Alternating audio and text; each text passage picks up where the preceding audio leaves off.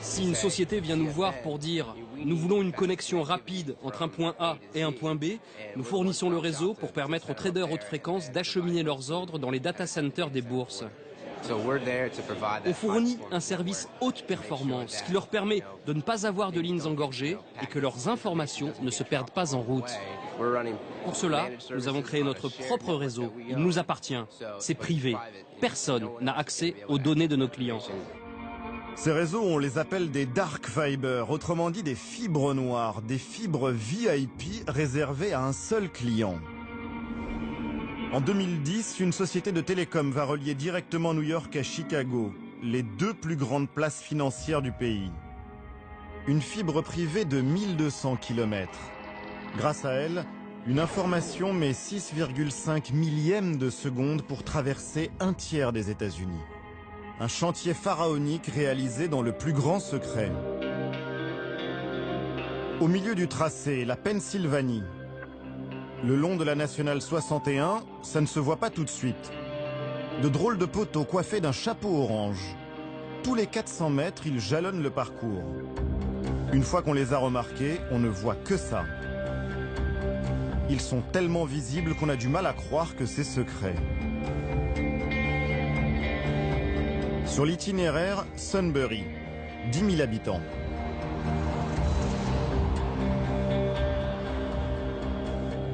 Vous avez remarqué les petits poteaux orange au bord de la route? Ah, je suppose que c'est pour les conduites de gaz. Par ici, on extrait du gaz, je pense que c'est ça. Comment peut-on relier l'équivalent de Paris à Madrid sans se faire remarquer? Nous sommes en plein pays amish. Cette religion s'oppose à tout progrès technologique. Ça ne devait pas être gagné d'avance. Des négociations ont bien dû avoir lieu et faire le bonheur de certains. Par exemple, pour traverser le plus grand fleuve de l'Est américain qui borde Sunbury. Nous cherchons à rencontrer le maire.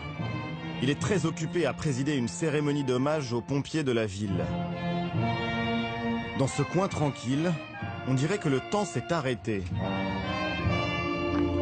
David Persing est le maire de Sunbury depuis 30 ans. Le chantier de la fibre, il s'en souvient vaguement. C'était à l'été 2010. Il accepte de nous montrer là où le câble passe dans sa commune. C'est en bas de cette route, après 2 ou 3 stops. Là en bas, tournez à gauche. Pas trop vite, il peut y avoir des enfants qui jouent dans le coin. Voici le pont, vous pouvez le voir. Ce pont d'1 kilomètre, c'est la porte d'entrée de sa ville. Ils sont où ces fameux tuyaux? Quel tuyau ça peut être? Que pensez-vous de celui qui indique « Attention fibre optique » ? Pour convaincre monsieur le maire, le maître d'œuvre a su trouver les bons arguments.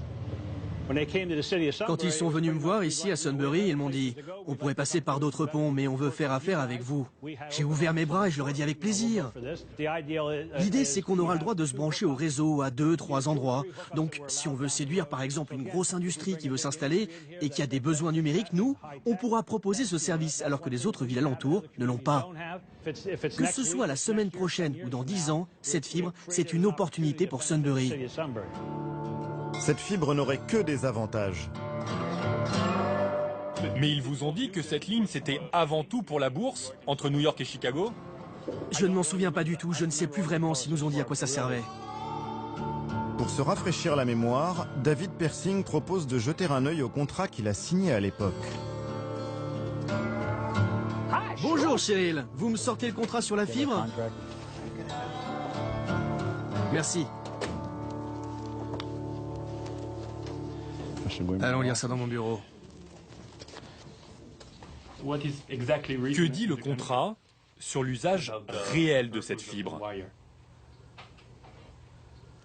L'usage réel de cette fibre?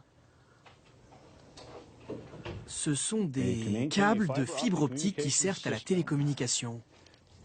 C'est tout? Oui. Moi, ce que j'ai compris, c'est que cela permet au pays entier de bénéficier d'Internet à haut débit. Il n'est jamais question de trading haute fréquence? Non. Non, je vous le répète, le contrat ne parle que de ce qui concerne Sunbury. Il n'y a pas d'explication. Moi, j'ai toujours cru que ça traversait le pays de l'Atlantique au Pacifique. Ils nous versent 14 000 $ par an pour le passage. C'est pas grand-chose.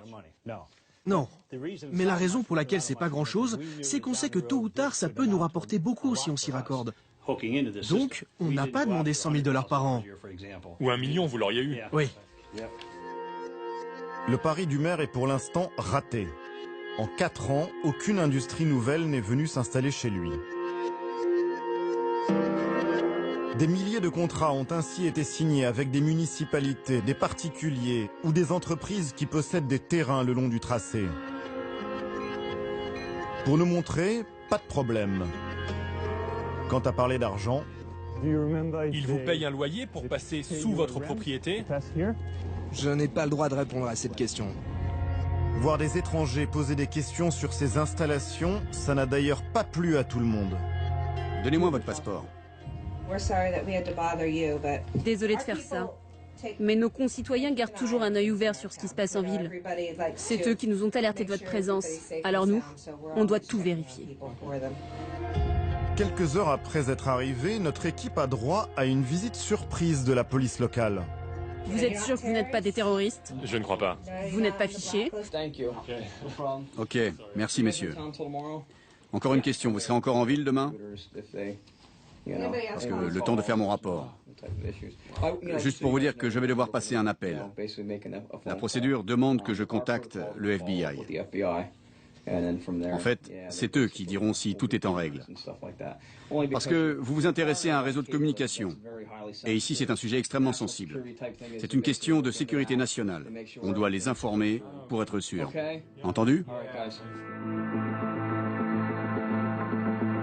Cette fibre, Alexandre Lemonnier la connaît parfaitement. Tous les traders haute fréquence se sont battus pour en être clients. 300 millions de $ pour construire un nouveau câble. C'est un investissement assez conséquent, mais il est probable que le coût pour une société de trading à haute fréquence d'utilisation du câble soit de l'ordre de 3 à 5 millions de $ par an. Ce qui peut paraître là aussi beaucoup, mais finalement l'investissement vaut la chandelle. Il y a toujours un marché pour aller plus vite. La fibre souterraine, c'est efficace. Mais selon Lemonnier, il existerait une technologie encore plus rapide. On pourrait boursicoter à la vitesse de la lumière. Il nous conduit en Belgique, en pleine campagne. Là, on cherche un pylône qui appartenait autrefois à l'armée américaine et qui sert aujourd'hui à une société de trading à haute fréquence, Jump Trading, de Chicago, qui a installé des antennes sur ce pylône pour pouvoir faire transiter des données entre les bourses de Francfort et les bourses de Londres. 250 mètres de haut, presque le 3e étage de la Tour Eiffel. Telle une œuvre d'art, ce morceau de métal a vu sa valeur s'envoler. Il y a 2 ans, l'État belge l'a mise en vente. Il en espérait 300 000 €. À la surprise générale, lors de la vente aux enchères dans le hameau, les firmes haute fréquence du monde entier ont débarqué. Le pylône est parti à 5 millions €. Un record en Belgique. Et ça a été le bien public le plus cher, vendu en 2012. Ce pylône n'est que l'avant-garde d'un réseau tout entier. Une armée de tours utilisée par les traders.